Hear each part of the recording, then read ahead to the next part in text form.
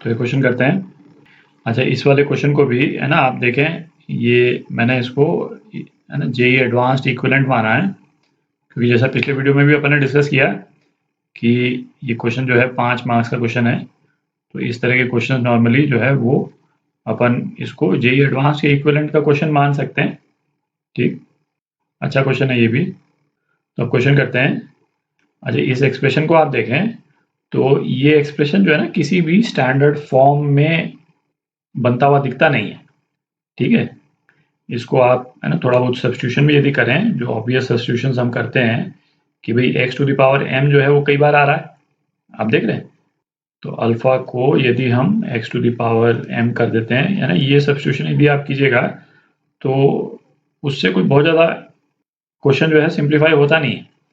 ये bracket alpha के terms में आ जाएगा, ये भी ब्रैकेट अल्फा के टर्म्स में आ जाएगा, और ये एक तो ये 1/m तो रहेगा ही एक्सपोनेंट में, है ना, उसके कारण अलग प्रॉब्लम आएगी, और डी अल्फा के साथ में एक अल्फा की टर्म और आ जाएगी, क्योंकि इसको डिफरेंशिएट करेंगे ना अपन। तो इस तरह के सब्स्टिट्यूशन से कोई मेजर सिंप्लीफिकेशन होता हुआ अपने को दिख नहीं रहा क्वेश्चन का। तो इसमें बेस्ट क्या है कि यदि इनमें से कोई एक एक्सप्रेशन दूसरे का डिफरेंशियल ही बन जाए, ठीक है, तब क्वेश्चन जो है वो काफ़ी सिंप्लीफाई हो जाएगा। तो यही करते हैं अपन, है ना, थोड़ा बहुत मैनिपुलेट करके, यही अपना एम रहेगा। तो इंटीग्रल इसको अपन क्या लिख सकते हैं, x to the power 3m plus x to the power 2m plus x to the power m।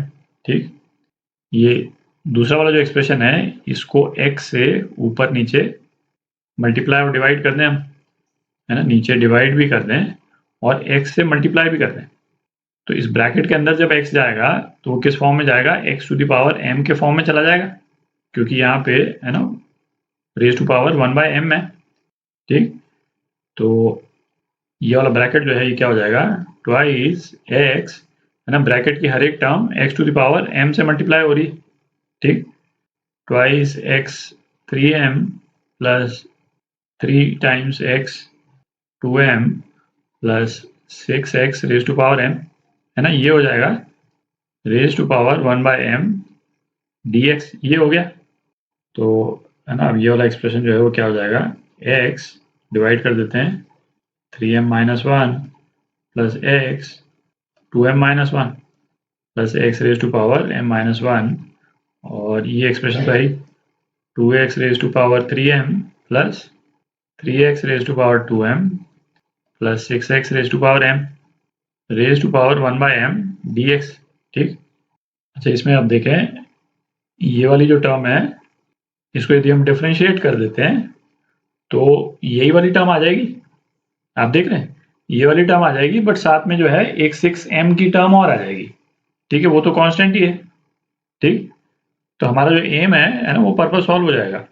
Alpha जो है वो हम क्या रख सकते हैं, 2x to the power 3m plus 3x to the power 2m plus 6x raise to power m।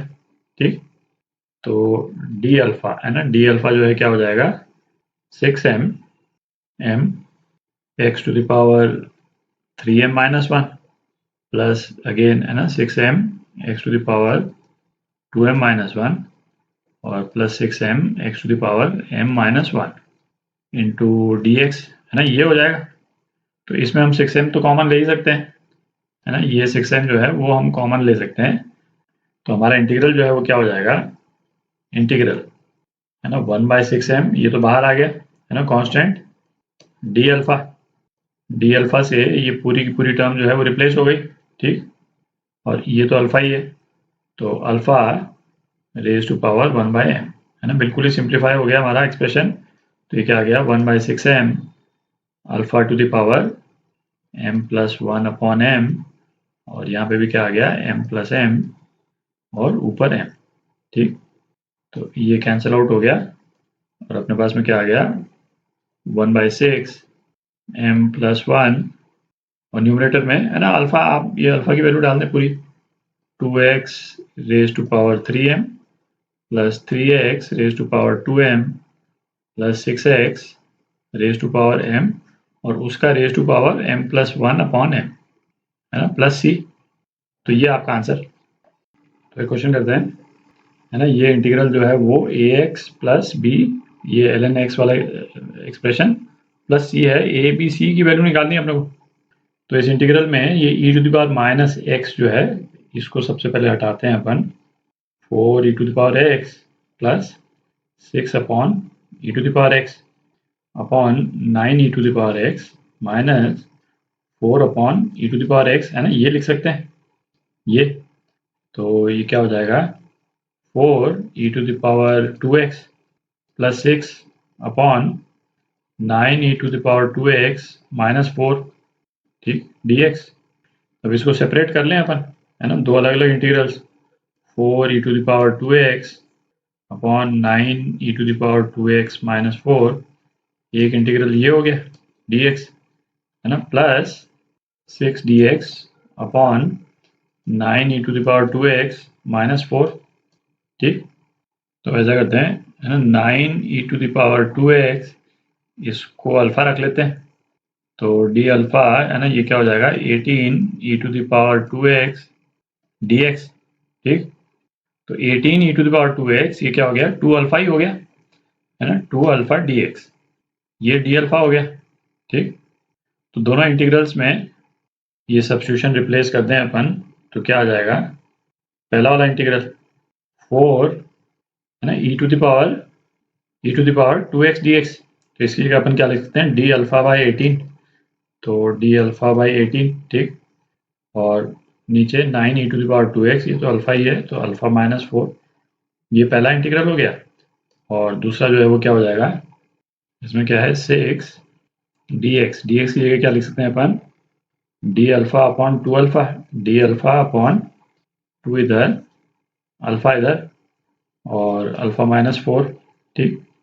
तो ये 2 हो गया, ये 9 हो गया, है ना, ये 3 हो गया। अच्छा, ये सेकंड वाला जो इंटीग्रल है ना, इसको यहीं पे लिख लेते हैं, ये क्या हो जाएगा 3, है ना, केवल सेकंड वाला इंटीग्रल दोबारा लिख रहे हैं अपन, डी अल्फा अपॉन ये क्या है, अल्फा स्क्वायर माइनस 4 अल्फा, ये है, ठीक है। तो इसको अपन कैसे लिखते थे, अल्फा माइनस 2 स्क्वायर, है ना, इसमें एक प्लस 4 आएगा तो माइनस 4, है ना, माइनस 2 स्क्वायर, इस टाइप से लिख लेते हैं इसको।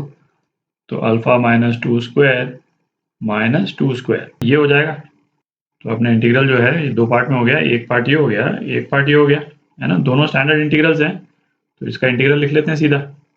तो पहला इंटीग्रल ये क्या हो जाएगा, 2/9 ln अल्फा माइनस 4, है ना, ये हो जाएगा। और दूसरा इंटीग्रल, है ना, ये क्या हो जाएगा, x square minus a square. तो x square minus a square का क्या होता था integral, 2a ln x minus a upon x plus a, है ना, ये होता था, ए है ये, ठीक। ए इस केस में क्या है, 2 है, तो इसको अपन क्या लिख सकते हैं, ln एक्स माइनस ए, एक्स क्या है अपना alpha minus 2, alpha minus two upon alpha minus 2 plus 2, ठीक है, ये हो जाएगा। और डिवाइडेड बाय, है ना, 2a तो है ही, ए जो है वो 2 है, तो यहाँ पे एक 4 आ जाएगा, ठीक। तो इसमें ये न्यूमरेटर जो है इसको यदि अपन सेपरेटली लिख लें तो क्या है न्यूमरेटर, ये अल्फा माइनस 4 अपॉन अल्फा, है ना, ये हो जाएगा, ठीक है।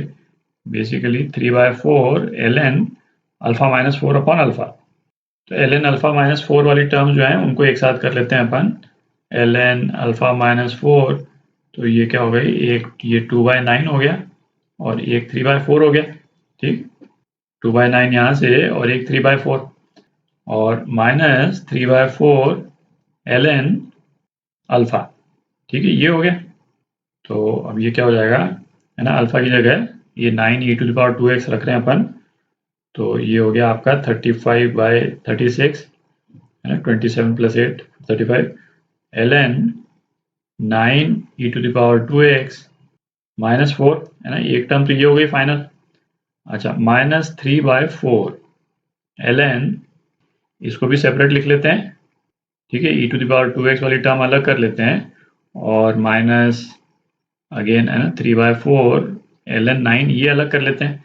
अच्छा, इसमें एक कांस्टेंट तो रहता ही है, यहाँ पे k कर देते हैं क्योंकि c यहाँ पे लिखा हुआ, k कर देते हैं, है ना, इसको मिटा देता हूँ।